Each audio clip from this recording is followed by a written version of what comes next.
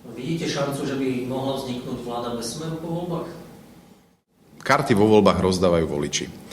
A nikto nevie v tejto chvíli s určitosťou povedať, ako tie karty voliči vo voľbách rozdajú. A dnes je v zásade možná akákoľvek kombinácia, napriek tomu, že predvolebné prieskumy dávajú iba naozaj veľmi nízku teoretickú šancu vzniku pravicovej koalície. Čiže aj vy uznávate, či pripúšťate podľa tých prieskumov, že tá pravdepodobnosť takej vlády je dosť nízka? Pravdepodobnosť takejto vlády je nízka, ale ešte raz hovorím, častokrát sa udiali aj v minulosti vo voľbách prekvapenia, či to bol prezident Andrej Kiska, či to bol bratislavský primátor, ktorý podľa prieskumov takisto nepatril medzi favoritov tých volieb, konec koncov, či to bol župan v Banskobystrickom kraji.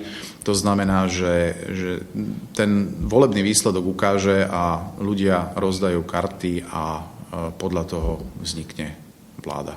Vy ste sa predčasom netajili tým, že ak Skok bude v parlamente, že je pripravený ísť do vlády aj so Smerom. Na tom trváte? My sme povedali, že nebudeme vylúčovať zo spolupráce nikoho, pretože sme presvedčení, že psou povinnosťou každej politickej strany je snažiť sa presadiť svoj program. Strany, ktoré rezignovali na presadenie svojho programu a otvorene hovoria, a mnohé z nich to hovoria, že pôjdu do opozície a budú dobrou opozíciou, v podstate ľuďom hovoria, že nepotrebujú program.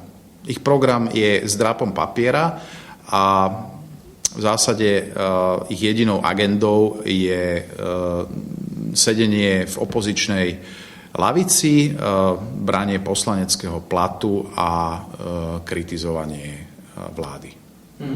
No dobré, ale ísť do vlády s takou stranou, ktorá bola kritizovaná opozíciou posledné 4 roky, ale aj predtým vo volebnom období za korupciu, rodinkárstvo, zneužívanie moci, nie je to prílišný risk? Úlohou opozície je kritizovať vládu. To sme robili. Na druhej strane my sme vždy konkrétne poukazovali na zlyhania vlády, predovšetkým teda v oblastiach, kde vláda prezentovala výsledky, mám na mysli napríklad zamestnanosť. A to je problém, ktorý je najväčším problémom Slovenska, okrem teda aj spomínanej korupcie, s ktorým vláda za 4 roky vôbec nepohla. A v kampani sa prezentujú s znižovaním nezamestnanosti a dosahujú to v podstate iba fixlovaním štatistík. Tvrdia, že vytvorili 130 000 pracovných miest. My sme odkryli tento podvod v predvolebnej kampani, kedy sme poukázali na to, že pracovné miesta, ale teda miesta, ktoré prezentujú ako pracovné miesta, sú v podstate iba zodvodnenie dohodárov. To znamená, že zobrali peniaze dohodárom a predávajú to ako pracovné miesta. A to sme kritizovali. Ale na druhej strane my nie sme strana, ktorá bude iba nadávať a ktorá bude iba kritizovať, ale my sme strana, ktorá ponúka riešenia. A my sme tieto riešenia ponúkli. V prípade zamestnanosti máme plán Singapur, 100 konkrétnych jasných a merateľných opatrení, ktoré je možné okamžite po nástupe do vlády uviesť do praxe. A zlepšiť situáciu v oblasti zamestnanosti, v oblasti zvyšovania platov, zastaviť exodus mladých ľudí do zahraničia. My máme tento plán. Dobre, ale celá opozícia prakticky Smer odmieta, alebo nehovorí, že by chcela s nimi ísť do vlády. Nepoškodzujete takýmto vyhlásením sami seba pred voľbami? My sme povedali, že budeme hovoriť ľuďom pravdu. Akokoľvek môže byť tá pravda nepríjemná, nemusí sa každému páčiť, ale ja si myslím, že ľudia si jednoducho zaslúžia počuť pravdu a majú už dosť toho vykrúcania a konec koncov vy si naozaj myslíte, že ľudia nemajú dosť vlastného rozumu, aby videli to zahmlievanie, vykrúcanie a vajatanie väčšiny opozičných strán, ktoré sa tvária, že so Smerom spolupracovať nechcú a nebudú a 6.3. ráno budú nastúpení a ako lastovičky na súmračí konfrontačnej a budú čakať na pozvanie do vlády práve zo strany Smeru. A toto ja považujem za obrovské pokrytectvo a podvod voči voličom, pretože voliči si zaslúžia pred voľbami počuť pravdu.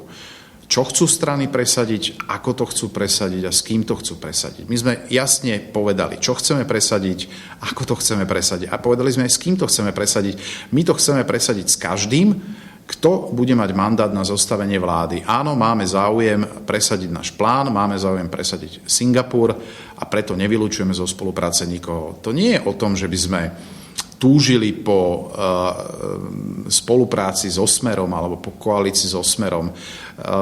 Koalícia to nie je romantické manželstvo alebo nejaký romantický vzťah. To je naozaj presadzovanie vlastného programu za cenu dosiahnutia nejakých kompromisov. Takže chceme urobiť preto všetko. Chceme urobiť všetko preto, aby sme presadili Singapur. Vy si trúfate, keby ste boli spolu vo vláde so Smerom, ten Smer ukontrolovať, ukočírovať, že by nedokázalo k tým kauzám, ktoré zdobia v úvodzovkách Smer aj posledné 4 roky? My nejakým spôsobom nemôžeme suplovať orgány činné v trestnom konaní, to znamená políciu, prokuratúru, súdy. Z našej strany urobíme maximum preto, aby tieto orgány konali, to znamená pokiaľ, a tak to bolo aj v minulosti, koniec koncov, pokiaľ som odhalil nejaké pochybenie, podozrenie z trestného činu, tak som podal trestné oznámenie, konal som tak, ako by mal konať každý.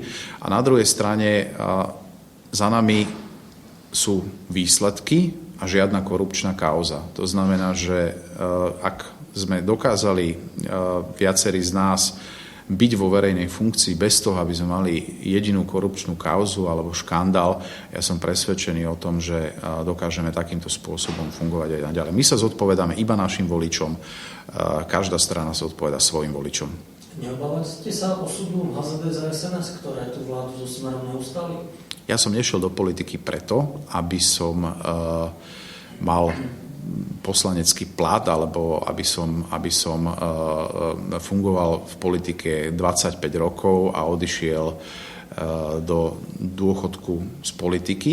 Ja som išiel do politiky preto, aby som presadzoval veci, ktoré som sa rozhodol presadiť, aby som pomohol ľuďom na Slovensku zlepšiť život.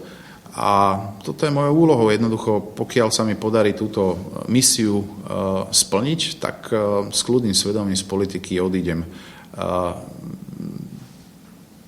To je asi ten rozdiel, že som v politike nie kvôli stranickým záujmom, ale kvôli tomu, že mám nejaké poslanie, mám nejakú víziu a nejakú misiu, ktorú chcem splniť. Keby nestačili 2 strany na zloženie vlády, viete si predstaviť do partie nejakého tretieho, ktorý by bol ideálny?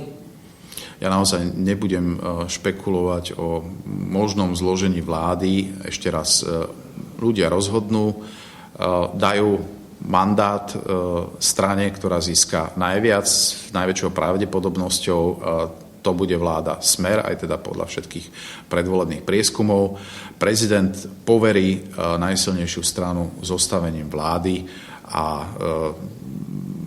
podľa toho sa zariadíme. Ešte raz, to neznamená, že my do takej koalície pôjdeme. Z našej strany je naozaj alfou a omegou presadzovanie nášho programu. Pokiaľ budeme môcť presadzovať v rámci koalície naše priority a náš program, sme pripravení o takejto spolupráci rokovať. Pokiaľ budú prioritami koalície iné oblasti, tak nevidím dôvod, aby sme v takejto koalícii boli. O aké kreslá máte záujem, ak by ste boli súčasťou vlády? My nemáme záujem o žiadne kreslá, my máme záujem presadiť program zamestnanosti a